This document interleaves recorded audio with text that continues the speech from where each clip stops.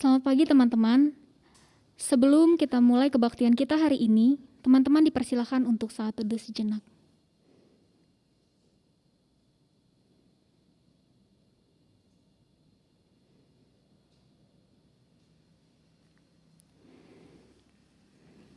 Ya, selamat hari Minggu.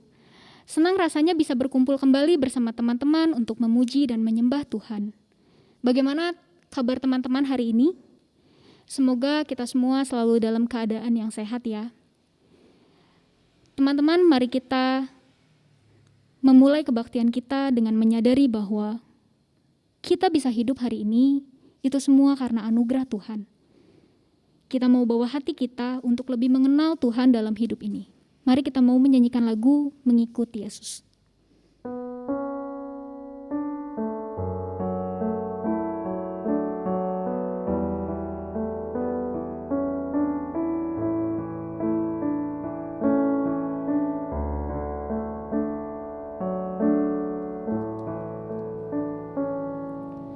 Semua karena anugerah-Mu hari ini ada, bukan karena kuatku, namun karena Roh-Mu.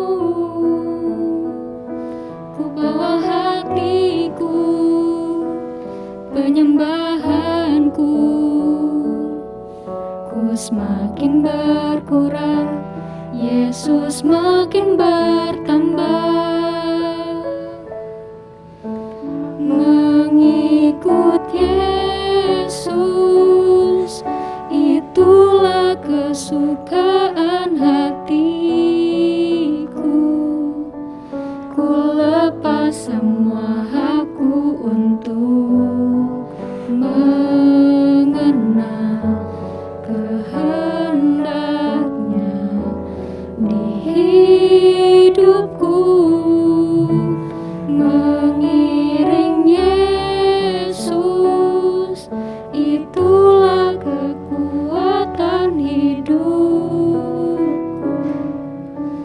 Ku yakin anugerah-Nya mampu jadikanku hamba yang berkenan selalu.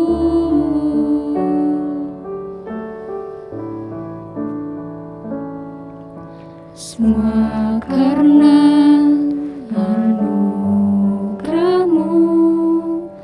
hari ini ada, bukan karena kuatku, namun karena Roh-Mu. Ku bawa hatiku, penyembahanku, ku semakin berkurang, Yesus makin bertambah. Mengikut Yesus, itulah kesukaan hatiku. Ku lepas semua hakku untuk mengenal kehendak-Nya di hidupku. Mengiring Yesus, itulah kekuatan hidupku. Ku yakin anugerah-Nya mampu jadikanku hamba yang berkenan selalu.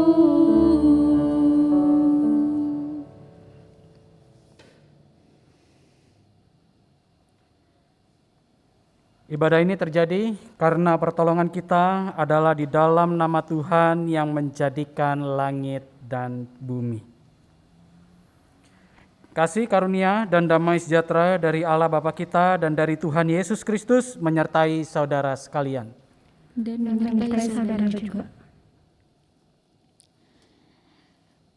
Ya teman-teman, tema kita hari ini adalah berderap dalam persekutuan, kasih, dan karya. Teman-teman, di tengah kondisi pandemi seperti sekarang ini, masihkah kita terus menjaga persekutuan kita dengan Tuhan? Apakah kita hidup terus berfokus pada Tuhan? Apakah kita hidup terus mengenal dengan Tuhan, dekat dengan Tuhan, dan bertumbuh di dalam Tuhan? Seperti yang kita tahu, contohnya saat ini kebaktian masih online, dan kita masih dalam kondisi yang serba terbatas dengan adanya aturan PPKM. Nah, apakah kita masih terus beribadah dengan serius? Apakah kita tetap terus mengasihi sesama kita tanpa pamrih? Dan apakah kita masih terus berkarya di antara sesama kita di tengah pandemi seperti sekarang ini? Mari teman-teman, saya mau mengajak teman-teman untuk bersama merenungkan apakah hal-hal yang sudah kita lakukan sekarang ini sudah berjalan dengan kehendak Tuhan dalam hidup kita. Apakah kita sudah benar-benar hidup untuk Tuhan? Teman-teman, kita mau datang ke hadirat Tuhan untuk bersama mengakui segala kelalaian dan dosa-dosa kita. Mari teman-teman, saya persilahkan untuk teman-teman berdoa secara pribadi dan akan saya tutup di dalam doa pengakuan dosa.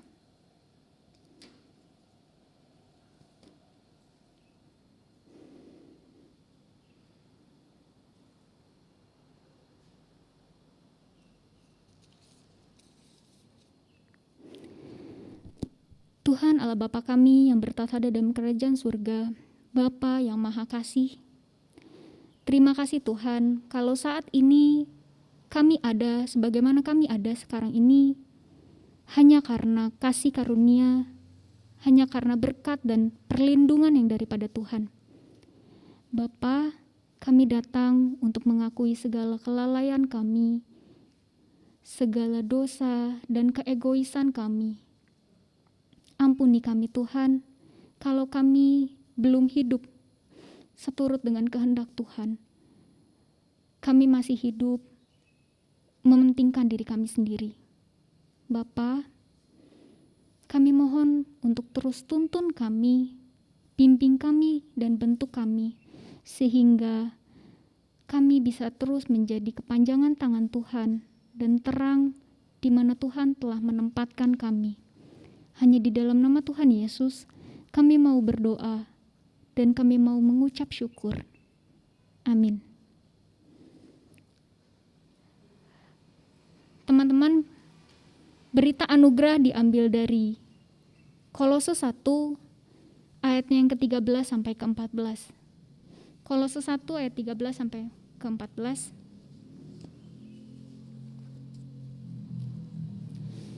Ia telah melepaskan kita dari kuasa kegelapan dan memindahkan kita ke dalam kerajaan anaknya yang kekasih.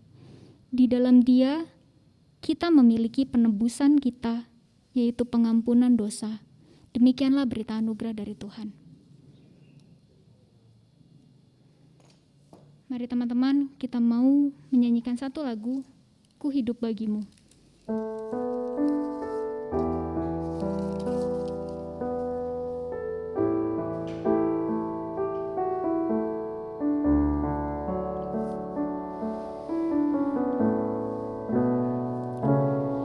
Yesus, Kau kebenaran yang menyelamatkanku. Kau memberikanku hidup dan pengharapan.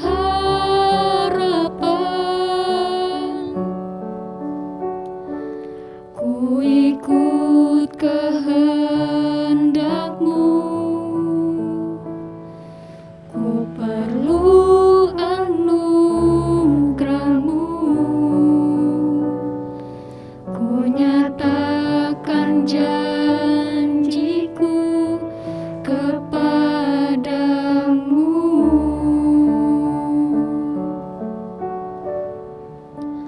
Kalau ku hidup bagimu, hatiku tetap menyembahmu. Dunia tak bisa menjauhkanku dari kasih-Mu. Selama ku hidup bagimu, mataku tetap memandangmu. Dunia tak bisa menjauhkanku dari kasih-Mu. Yesus, Kau kebenaran. Yesus, Kau kebenaran yang menyelamatkanku. Kau memberikanku hidup dan pengharapan.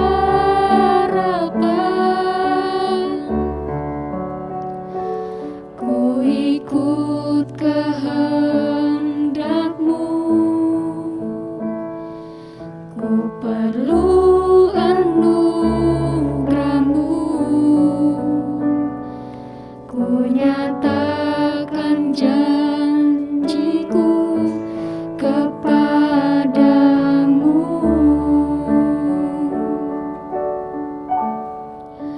Kalau ku hidup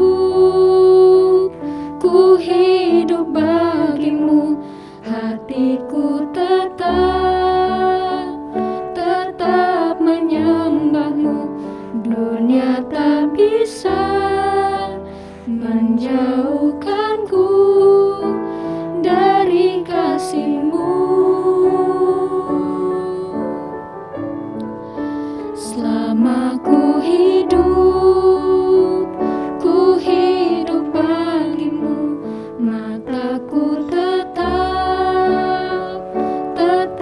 memandangmu. Dunia tak bisa menjauhkanku dari kasih-Mu.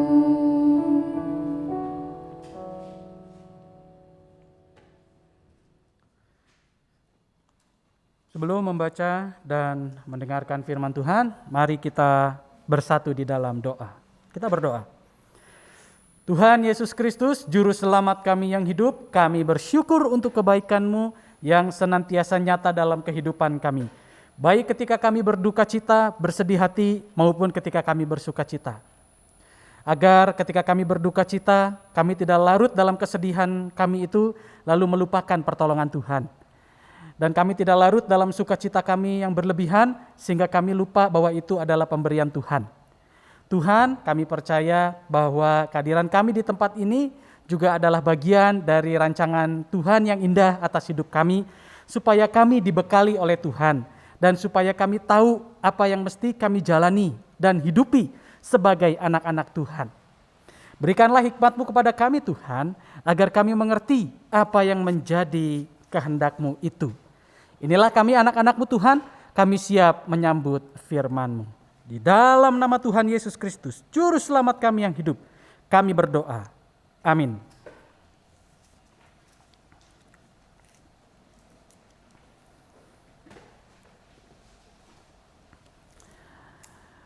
Pembacaan firman Tuhan pada hari ini diambil dari Yohanes 6 ayat 56 sampai 69.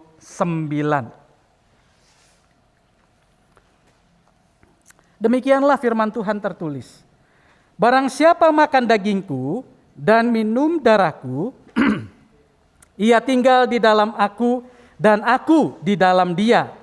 Sama seperti Bapa yang hidup mengutus aku dan aku hidup oleh Bapa, demikian juga barang siapa yang memakan aku akan hidup oleh aku.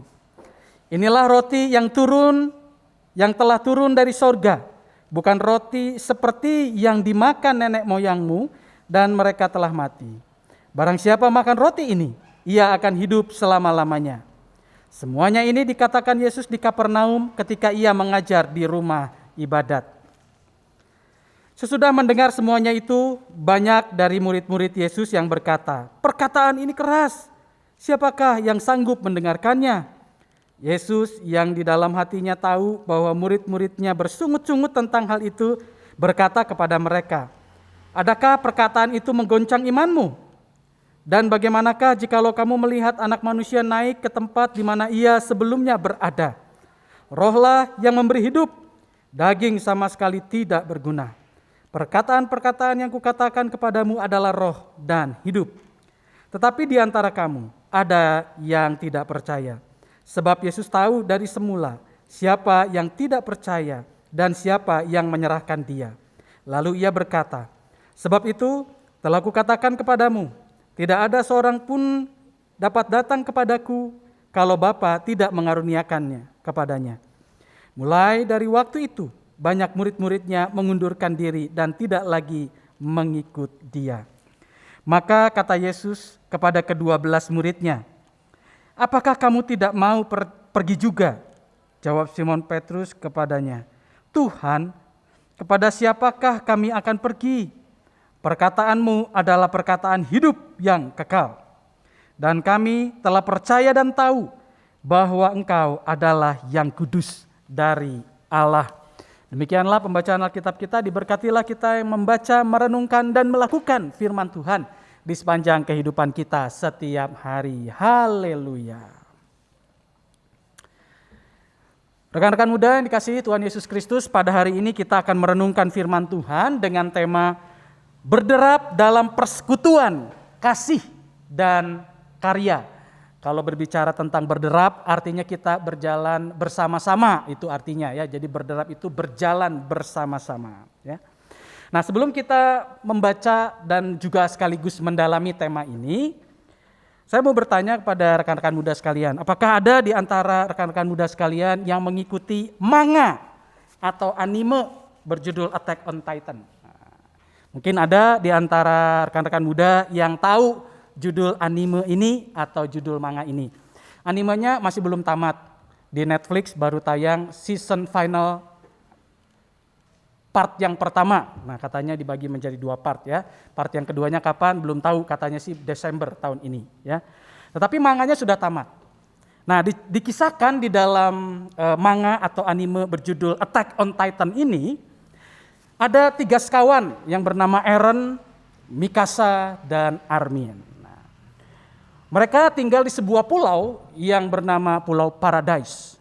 Dan di pulau itu mereka mendirikan perkampungan atau kehidupan masyarakat peradaban di mana mereka dibentengi oleh tembok-tembok yang besar. Kenapa kok mereka dibentengi oleh tembok-tembok yang besar? Ya, jawabannya karena di luar tembok ada raksasa-raksasa besar penyantap manusia yang disebut dengan Titan. Oleh karena itu, keberadaan tembok-tembok ini menghalau atau menghalangi serangan monster yang disebut dengan Titan. Ketiga sekawan ini yang disebut dengan Eren, Mikasa, dan Armin itu mempunyai cita-cita supaya mereka bisa hidup di luar tembok. Karena hidup di dalam tembok tidak berbeda jauh dengan hewan ternak. Kebebasan mereka terenggut. Jadi mereka bercita-cita untuk mengalahkan semua Titan supaya mereka bisa hidup bebas di luar tembok. Oleh karena itu, ketiga sekawan ini bergabung dengan Survey Corps atau tentara, di mana tentara ini tugasnya adalah membumi hanguskan para Titan sehingga aman dan mereka semua bisa hidup damai tanpa dibatasi oleh tembok-tembok lagi. Nah, sebetulnya kisahnya lebih rumit daripada yang saya ceritakan karena banyak sekali intrik-intrik politik di dalamnya. Tetapi yang menarik dari manga atau anime yang disebut dengan Attack on Titan ini adalah tentang kebebasan. Tema utamanya adalah tentang kebebasan. Kalau kita berbicara tentang kebebasan, siapa sih yang gak pengen bebas? Orang yang sudah divonis hukum aja mengatakan, tolong bebaskan saya dari penderitaan ini. Ya, tentu teman-teman tahu ya. Apalagi kita, masyarakat sipil biasa, kita sangat merindukan yang namanya kebebasan. Contohnya kebebasan berekspresi, kebebasan berpendapat, ya. Kita ingin sekali hidup dalam kebebasan. Tidak suka dikekang, tidak suka ditekan-tekan. Tetapi perlu kita akui secara jujur bahwa kebebasan itu tanpa kita sadari telah menjerumuskan kita terlalu jauh sehingga kita berada di dalam jurang yang disebut dengan kegelapan. Sebetulnya kebebasan itu diberikan Tuhan, itu adalah anugerah Tuhan, tujuannya untuk menciptakan peradaban yang baik dan yang indah.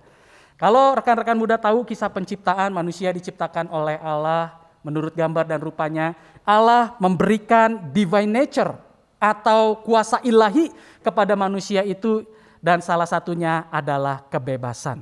Kebebasan berpikir, kebebasan untuk berbicara, kebebasan untuk bersikap, dan kebebasan untuk mengambil keputusan.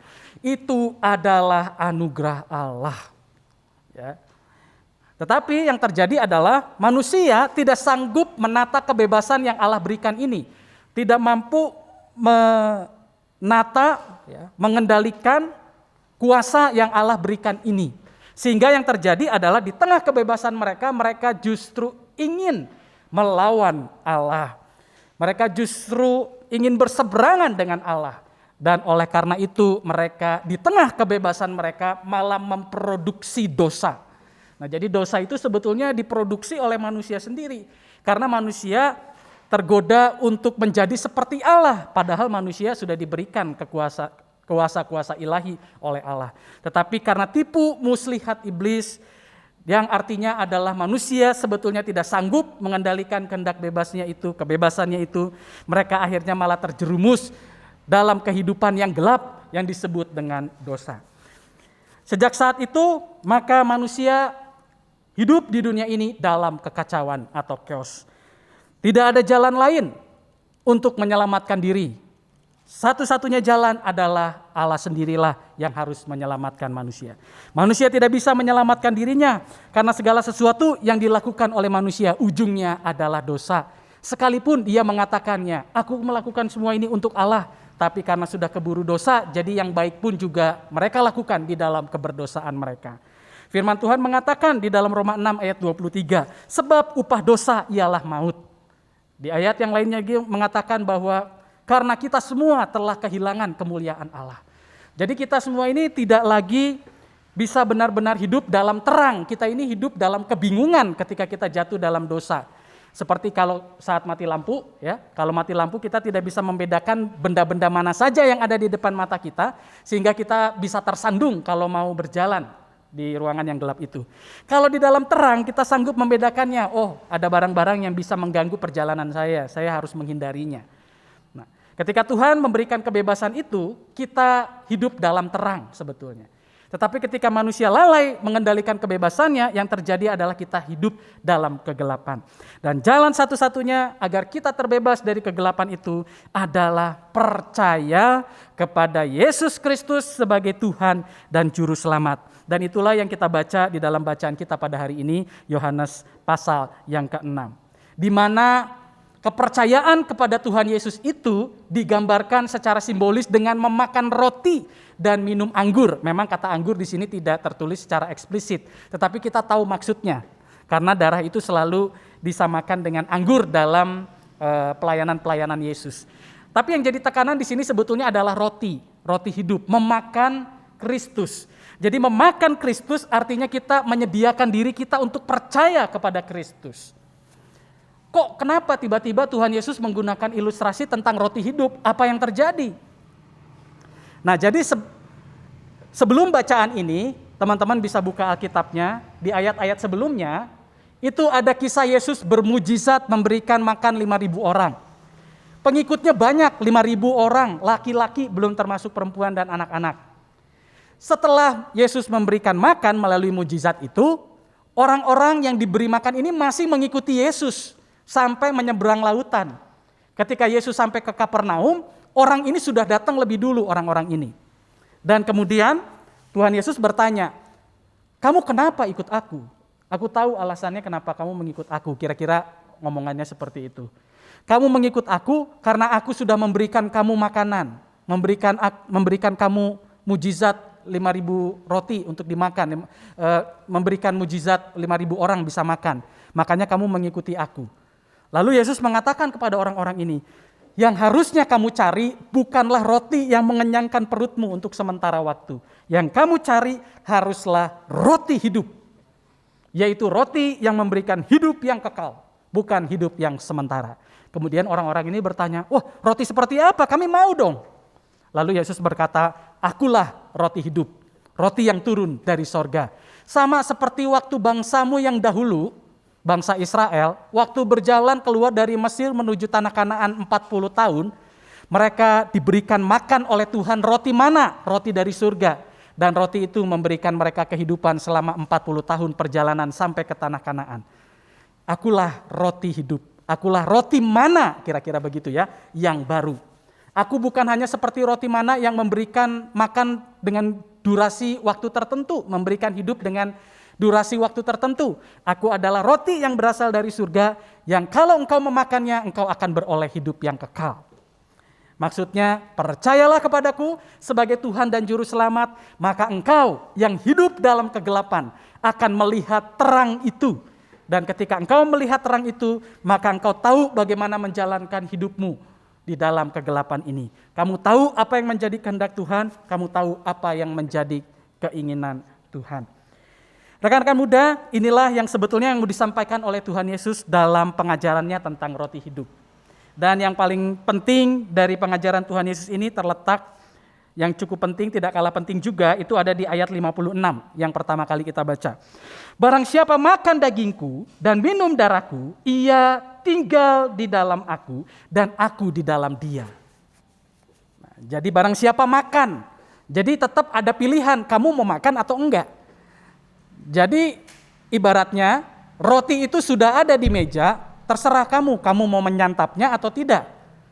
Ya, kalau kamu santap kamu kenyang, kalau tidak kamu santap ya kamu akan kelaparan. Ya. Kalau Yesus ada di depan mata, kembali kepadamu, mau percaya kepadanya, maka kamu akan beroleh hidup yang kekal.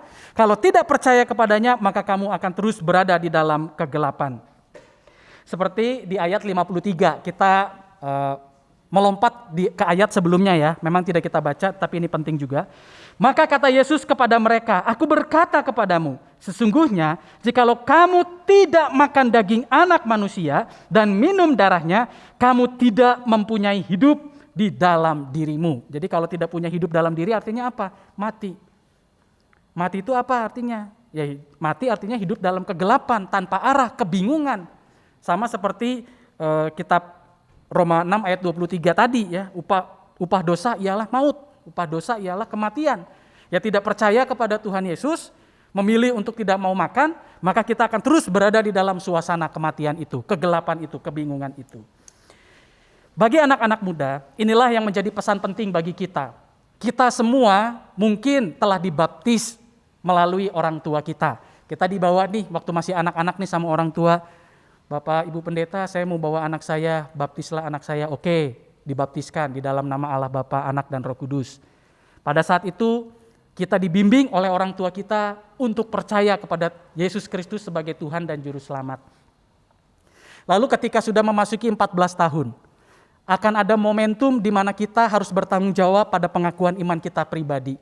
Kita tidak meminta orang tua kita untuk mempertanggungjawabkan iman kita. Oleh karena itu ada yang disebut dengan peneguhan sidi, kita ikut katekisasi selama setahun. Dan di saat itulah kita mengambil alih tanggung jawab orang tua kita dalam pembimbingan iman itu kepada diri kita sendiri. Kita bisa bertanggung jawab secara pribadi untuk pertumbuhan iman kita sendiri. Kalau kita telah berhasil sampai ke titik itu, maka sebetulnya kita sudah lewat dengan apa yang disebut dengan memakan tubuh Kristus dan meminum darah Kristus. Kita sudah lewati masa-masa itu. Jadi Tuhan sebetulnya sudah menjanjikan hidup yang kekal bagi kita. Tetapi yang menjadi pertanyaan kritis bagi kita adalah, apakah ketika kita sudah makan dan minum tubuh Kristus dan darah Kristus itu, kita sudah benar-benar mendapatkan khasiatnya? Jadi kalau sama seperti minum obat, ya, kalau minum obat kita dapat khasiatnya. Minum suplemen kita dapat khasiatnya, karena tubuh kita menyerap nutrisi-nutrisi yang masuk.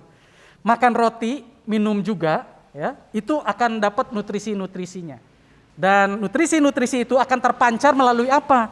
Misalnya kalau kita minum suplemen, kita kan jadi akan berenergi, lebih bersemangat. Sama seperti makan roti misalnya. Kita akan tambah energinya, glukosanya bertambah, energinya bertambah. Ya memang bergantung kepada berapa banyak roti yang kita makan ya. Tetapi prinsipnya kalau kita memakan sesuatu itu pasti akan menambah energi. Sehingga kita akhirnya bisa menunjukkan sesuatu yang lebih nyata di dalam keseharian kita. Jadi maksudnya adalah kalau kita percaya kepada Yesus sebagai Tuhan dan Juru Selamat, ya, sudah dibaptis, bahkan sudah diteguhkan peneguhan sidi, sudah berikrar saya adalah orang Kristen pengikut Kristus. Pertanyaannya adalah sudahkah hidup kita mencerminkan Kristus itu sendiri? Sudahkah kita benar-benar mencerna sang roti hidup itu? Kalau benar-benar kita sudah mencerna sang roti hidup itu, harusnya hidup kita, perkataan kita, perbuatan kita juga mencerminkan sang roti hidup itu. Karena nutrisinya berhasil kita serap. Mereka yang percaya kepada Yesus Kristus sebagai Tuhan dan Juru Selamat dan berhasil menyerap nutrisi-nutrisinya, mereka akan hidup memelihara persekutuan. Sebagaimana tema kita hari ini ya, berderap di dalam persekutuan. Mereka akan nampak sekali dalam kesehariannya akan memelihara persekutuan. Jadi tanpa harus kita tanya, ya, kita udah bisa lihat, oh dia selalu memelihara persekutuan, beribadah, ya, menjaga pemahaman imannya. Saya yakin bahwa dia sudah mencerna sang roti hidup itu. Kenapa? Karena pribadi Kristus adalah pribadi yang bersekutu. Selalu mendekati orang-orang berdosa, membagikan firman Allah. Seperti saat dia di Kapernaum. Dia mengajarkan tentang roti hidup. Bagaimana memperoleh hidup yang kekal itu. Bagaimana dengan kita sekarang ini? Sudahkah kita benar-benar mencerminkan kehidupan bersekutu di dalam keseharian kita? Ya. Kalau misalnya kita ada persekutuan-persekutuan di gereja nih, jangan cuma kebaktian hari Minggu aja. Kan ada persekutuan hari Jumat, hari Sabtu, misalnya dibikin sama youth. Ikuti persekutuan itu. Melalui persekutuan-persekutuan itu, pemahaman iman kita tuh dipertajam, diuji. Sama seperti murid-murid Tuhan Yesus. Ya, murid-murid Tuhan Yesus itu ada banyak. Selain dari murid-murid yang utama ada 12, tapi ada pengikut-pengikut yang lain yang memang juga bisa disebut sebagai murid-murid sebenarnya. Jadi kalau dia mengikuti sang guru ya makanya dia statusnya adalah murid. Tapi murid-murid terdekat Yesus ada 12 sebenarnya. Ya. Nah di dalam persekutuan itu diuji keyakinan imannya. Makanya Tuhan Yesus kan mengatakan, apakah kamu goyah imanmu karena mendengar apa yang kuajarkan ini? Ya di ayat 60. Sesudah mendengar semuanya itu, banyak dari murid-murid Yesus yang berkata, perkataan ini keras, siapakah yang sanggup mendengarnya? 61, Yesus yang di dalam hatinya tahu bahwa murid-muridnya bersungut-sungut tentang hal itu, berkata kepada mereka, adakah perkataan itu menggoncang imanmu? Nah, itu gunanya persekutuan. Kalau mau goncang iman, goncang di dalam persekutuan, tanya sama pembimbing rohaninya, gumuli bersama teman-teman Kristen, temukan jawabannya di situ. Dan yang menarik adalah di ayat 67, yaitu ketika Tuhan Yesus bertanya kepada Simon Petrus, kamu goncang enggak? Lalu Simon Petrus mengatakan begini, Tuhan kepada siapakah kami akan pergi? Perkataanmu adalah perkataan hidup yang kekal. Ini udah luar biasa nih artinya. Dia sudah sampai ke tahap pemahaman yang sejauh itu. Kenapa? Karena selalu nempelin Yesus, jadi udah tahu seperti apa karakteristik gurunya ini, seperti apa ajaran gurunya ini. Mungkin di dalam hatinya dia juga pernah bergumul, loh kok gini ya guruku ya. Tapi kemudian dia mendapatkan jawaban setelah berjalan pelayanan bersama dengan gurunya. Sehingga dia sampai di titik di mana itu mah bukan makanan keras, menurutku itu makanan yang ringan dan bisa diterima.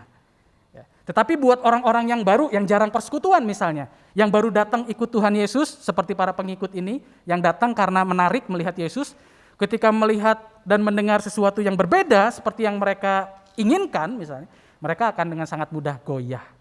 Oleh karena itu penting sekali di masa pandemi ini, kalau kita benar-benar percaya kepada Yesus Kristus sebagai Tuhan dan Juru Selamat, kita telah memakan roti hidup itu, maka peliharalah persekutuan kita, pertajamlah keyakinan dan pemahaman iman kita. Ujilah iman kita, ya, supaya ketika kita melalui zaman-zaman yang berat, kita tidak menjadi penyangkal-penyangkal Kristus, tapi kita menjadi orang-orang yang benar memancarkan Kristus dalam kehidupan kita. Bukan hanya menjaga persekutuan, mereka yang mencerna sang roti hidup itu juga akan hidup menjaga kasih. Sama seperti Kristus mengasihi setiap orang maka kita pun juga harusnya sama mengasihi setiap orang. Bukan dengan kasih yang pamrih, tetapi dengan kasih yang tanpa pamrih. Apa yang bisa kita lakukan di tengah keseharian kita itu banyak sekali. Kalau kita ingin membantu orang membeli dagangannya, ya belilah dagangannya. Kalau memang mungkin kita tidak terlalu suka dengan dagangannya, ya kita beli lalu kita berikan kepada orang yang memang membutuhkan. Ya, jadi ada gubernur Jawa Timur, ya, Pak Ganjar Pranowo. Nah, ini bukan kampanye politik ya, tapi ada yang menarik yang ketika saya baca di media sosial itu, saya nggak terlalu suka sama makanannya, tapi saya mau beli makanan dari Mbak itu untuk menolong perekonomiannya dan saya bagikan kepada orang-orang yang membutuhkan. Nah, jadi kita bantu juga gitu ya. Kita juga berbuat baik kepada orang lain juga gitu ya. Nah, ini contoh yang baik yang juga bisa ditiru oleh anak-anak muda. Ya. Kita bisa menolong orang lain, membeli belanjaannya, bagikan kepada orang-orang yang membutuhkan. Tuhan Yesus juga pernah mengajarkan di dalam khotbah di bukit, dia mengatakan di Lukas 6 ayat 27 sampai 28, ayat 32 sampai 33, dia mengatakan begini. Tetapi kepada kamu yang mendengarkan aku berkata, kasihilah musuhmu, berbuatlah baik kepada orang yang membenci kamu, mintalah berkat bagi orang yang mengutuk kamu, berdoalah bagi orang yang mencaci kamu. Dan jikalau kamu mengasihi orang yang mengasihi kamu, apakah jasamu?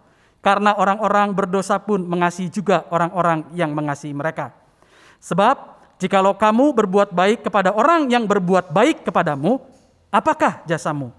Orang-orang berdosa pun berbuat demikian. Nah, jadi kalau kita benar-benar menghidupi Kristus, mencerna sang roti hidup itu, berbuat baik, mengasihi siapapun mereka. Mau berbeda agama, ya, mau berbeda prinsip dengan kita, ataupun orang yang di mata kita pernah jahatin kita, gitu. Kita tetap mengasihi mereka. Apalah artinya mengasihi orang yang mengasihi kita? Kasih itu akan sangat berarti kalau kita bisa terapkan kepada orang-orang yang tidak mengasihi kita. Lalu yang terakhir adalah yang ketiga, yaitu hidup mencerminkan Kristus berarti hidup berkarya bagi Kristus. Berkarya, sama seperti Kristus yang berkarya di dalam kehidupan pelayanannya pergi ke kota-kota, demikian juga dengan kita. Jangan sampai kita tidak berkarya sebagai orang-orang Kristen. Berkarya di sini bukan dalam arti pekerjaan-pekerjaan yang biasa ya, berkarya dalam karir ya, di dalam pendidikan dan lain sebagainya, tapi berkarya dalam artian pelayanan. Ini saya persempit sedikit ya, karena bisa luas, tapi dalam hal ini saya akan coba persempit. Ya. Jadi artinya apakah di tengah pandemi ini karya pelayanan kita nyata di dalam kehidupan gereja kita? Nah, kalau kita lihat, kalau teman-teman multimedia, anak-anak remaja pemuda ini sekarang hadir, itu adalah karya-karya yang nyata. Bagaimana dengan kita yang ada di rumah? Karya apa yang bisa kita berikan untuk pelayanan kepada Tuhan melalui gerejanya? Banyak cara yang bisa kita lakukan, banyak hal bisa kita lakukan. Dari rumah, apalagi sekarang banyak pelayanan remote. Ya. Itu bisa kita melakukannya. Mari kita tanya diri kita masing-masing. Apa yang bisa Tuhan, apa yang bisa aku pakai Tuhan supaya aku bisa berkarya sekalipun aku ada di rumah, sekalipun aku berada di era pandemi ini. Belakangan ini banyak sekali pelayanan-pelayanan vaksinasi yang dilakukan di sekitar masyarakat Kota Bandung. Ada yang dilakukan di sekolah-sekolah, ada yang dilakukan di mal-mal, ada yang dilakukan oleh perusahaan-perusahaan. Dan kadang-kadang juga gereja-gereja itu membuka kerjasama dengan pihak-pihak tersebut untuk menyelenggarakan vaksinasi. Kita sebagai anak-anak muda, apalagi yang sudah divaksin ya, 12 tahun ke atas, bisa membuka diri kita untuk turut serta dalam pelayanan sosial itu, dalam pelayanan kasih itu. Semakin cepat kita membantu pelayanan masyarakat, pelayanan vaksin untuk masyarakat, maka semakin cepat juga kita bisa melewati masa pandemi ini. Mari sebagai anak-anak muda berkaryalah, berkontribusilah, ambil bagianlah dalam pelayanan gereja. Maka kita akan mengetahui dan juga tentunya orang lain akan mengetahui bahwa kita benar-benar pengikut Kristus. Rekan-rekan muda yang terkasih dalam Tuhan Yesus Kristus, marilah kita bersama mencerminkan Kristus di dalam kehidupan kita. Dengan bersedia berderap dalam persekutuan, kasih, dan karya. Tuhan Yesus memberkati kita semua. Amin.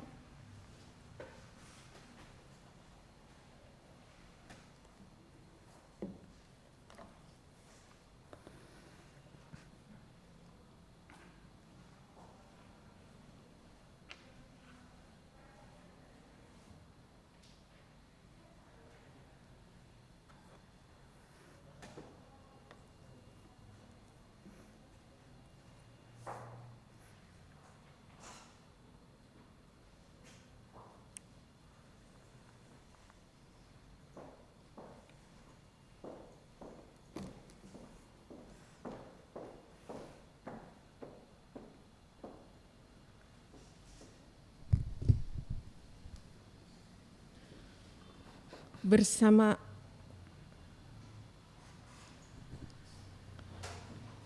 kami undang untuk bangkit berdiri. Bersama umat Tuhan di sepanjang abad dan tempat, marilah kita mengucapkan pengakuan iman kita menurut pengakuan iman rasuli. Aku percaya kepada Allah, Bapa yang Maha Kuasa, Khalik langit dan bumi, dan kepada Yesus Kristus, anaknya yang tunggal Tuhan kita, yang dikandung dari Roh Kudus, lahir dari anak darah Maria, yang menderita sengsara di bawah pemerintahan Pontius Pilatus, disalibkan, mati dan dikuburkan, turun ke dalam kerajaan maut, pada hari yang ketiga bangkit pula dari antara orang mati, naik ke surga, duduk di sebelah kanan Allah Bapa yang Maha Kuasa. Dan dari sana Ia akan datang untuk menghakimi orang yang hidup dan mati. Aku percaya kepada Roh Kudus, gereja yang kudus dan persekutuan orang kudus, pengampunan dosa, kehidupan orang mati, dan hidup yang kekal. Amin. Silakan duduk kembali.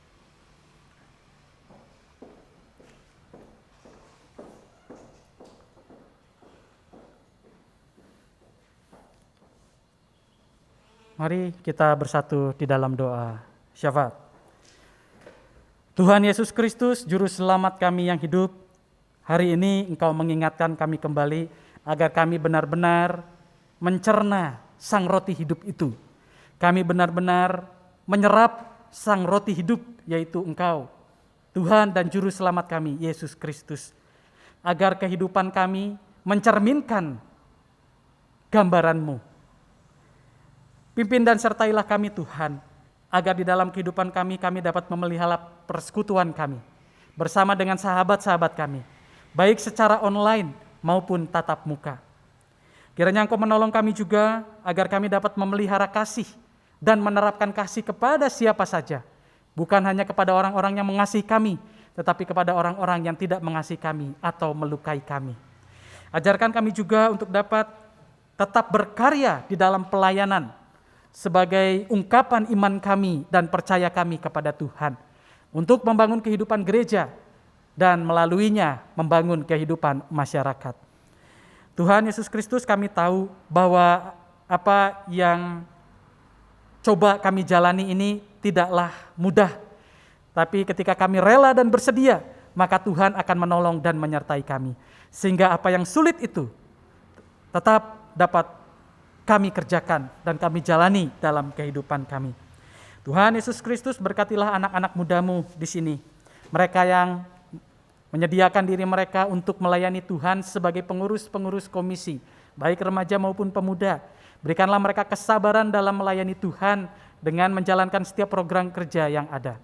Kiranya Tuhan juga memelihara persekutuan mereka, ikatan persahabatan dan kasih di antara mereka, agar mereka dapat mendukung satu dengan yang lain dalam pelayanan, membangun rumah Tuhan dan juga masyarakat Indonesia pada umumnya. Tuhan, kami juga berdoa untuk kehidupan studi kami masing-masing. Kami percaya Tuhan menyertai kami agar di masa pandemi dengan proses pembelajaran jarak jauh ini, kami tetap memperoleh pengetahuan yang baik sebagai bekal kami menjalani hari-hari kami di masa yang akan datang. Kami juga berdoa untuk pekerjaan kami, bagi kami yang sudah memiliki pekerjaan, biarlah kami dapat bekerja dengan memegang teguh prinsip firman Tuhan yang telah Tuhan ajarkan. Jangan biarkan kami justru berkomplot dengan kegelapan, berkomplot dengan segala sesuatu yang berseberangan dengan firman Tuhan. Ajarkanlah kami untuk setia dan berpihak kepada kebenaran-kebenaran, sekalipun risiko yang harus kami tanggung adalah risiko yang besar. Tapi kami percaya ketika kami memberanikan diri ada di pihak yang benar, Tuhan beserta dengan kami dan Tuhan akan menolong kami untuk melalui setiap risiko-risiko itu. Tuhan Yesus Kristus, kami juga berdoa bagi gereja kami, GKI Taman Cibunut Bandung.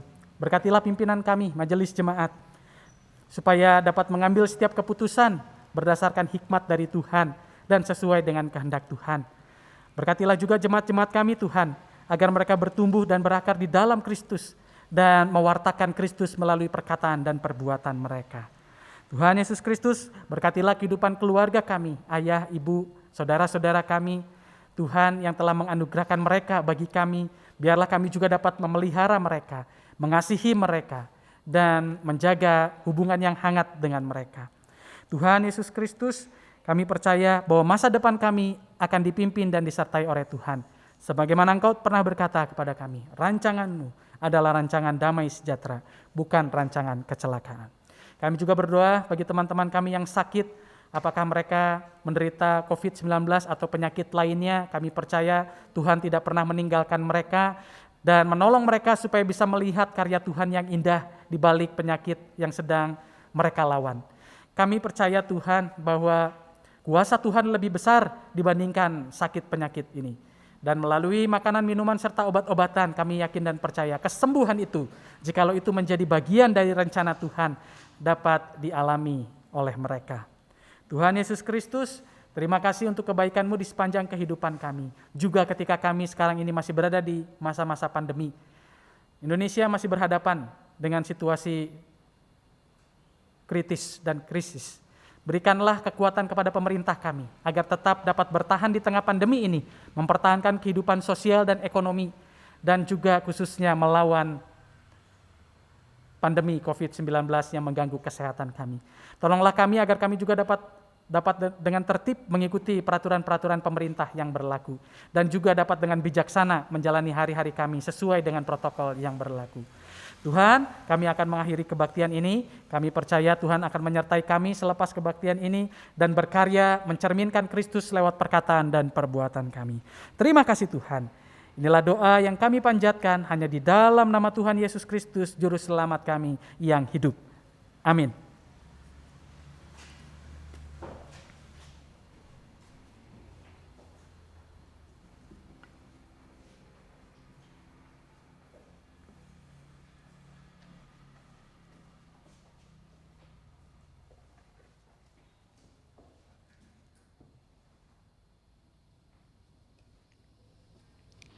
Ya teman-teman, marilah kita membawa ungkapan syukur kita melalui persembahan, bisa melalui transfer ke rekening GKI Taman Cibunut atau melalui QR Code yang ditampilkan pada layar masing-masing. Nats persembahan kita diambil dari Amsal 3 ayat yang ke-9 sampai ke-10. Amsal 3 ayat 9 sampai 10. Muliakanlah Tuhan dengan hartamu dan dengan hasil pertama dari segala penghasilanmu, maka lumbung-lumbungmu akan diisi penuh sampai melimpah-limpah, dan bejana pemerahanmu akan meluap dengan air buah anggurnya. Mari teman-teman, kita mau satu di dalam doa persembahan. Tuhan, kami mau bersyukur untuk segala kasih karunia Tuhan, penjagaan Tuhan dalam hidup kami. Bapa, ini sedikit materi yang Tuhan telah limpahkan dalam hidup kami. Kiranya Bapa, materi ini dapat dipergunakan untuk memperluas kerajaan Tuhan. Tuhan juga berkati tangan-tangan yang mengelolanya. Biarlah persembahan ini dapat dipergunakan dengan sebaik-baiknya. Bapa, selain daripada materi, kami juga mau mempersembahkan hidup kami ke dalam tangan Tuhan, biar kami juga bisa terus membantu pelayanan Tuhan menjadi garam dan terang di lingkungan di mana Tuhan telah menempatkan kami. Hanya di dalam nama Tuhan Yesus kami mau berdoa dan mengucap syukur. Amin.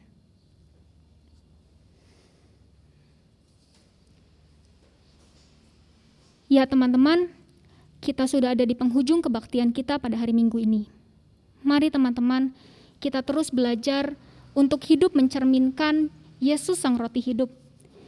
Kita mau menjaga kasih tanpa pamrih, mulai dari lingkungan di sekitar kita. Kita mau belajar untuk peka terhadap orang-orang yang membutuhkan pertolongan tangan kita. Mari terus berkarya dalam pelayanan, menyebar kasih kepada sesama. Teman-teman, kita mau menyanyikan lagu Berikanku Hati sebagai lagu penutup kebaktian kita di hari Minggu ini. Biarlah lagu ini juga menjadi doa kita bersama. Biarlah Tuhan terus membimbing mata, tangan, kaki, dan hati kita supaya kita bisa terus berkarya di dalam kehidupan kita. Berikanku hati.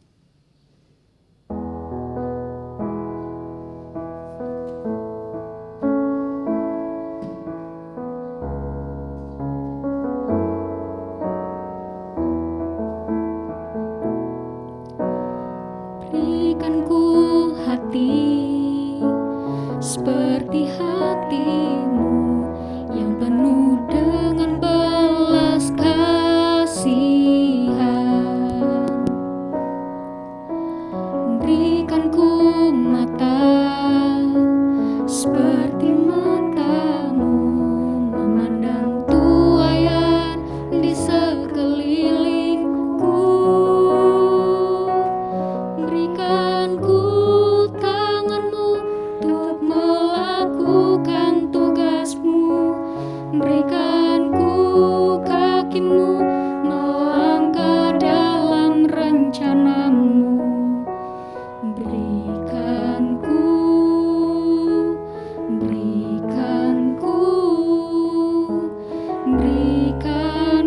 hatimu.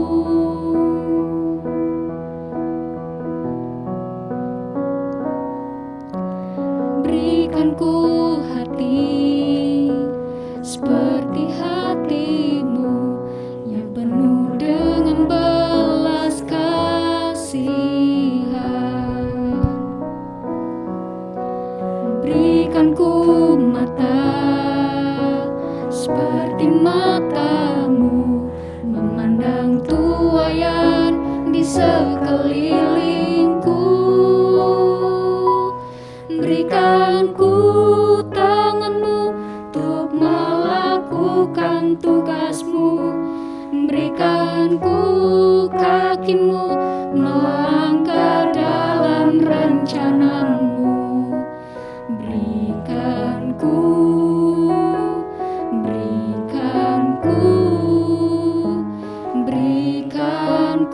hatimu.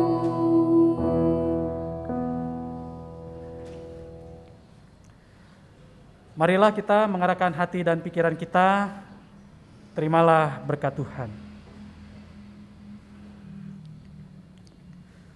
Tuhan memberkati engkau dan melindungi engkau.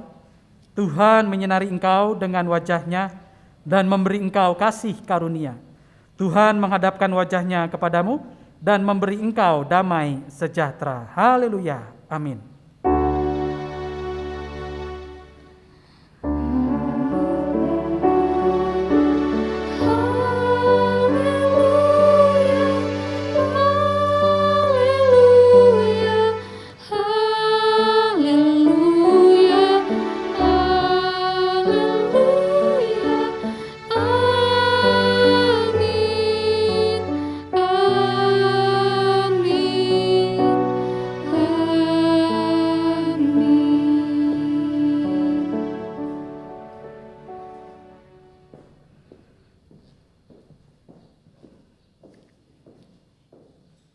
Ya teman-teman, kebaktian kita telah selesai. Silakan diperiksakan untuk saat teduh sejenak. Selamat hari Minggu, Tuhan Yesus memberkati.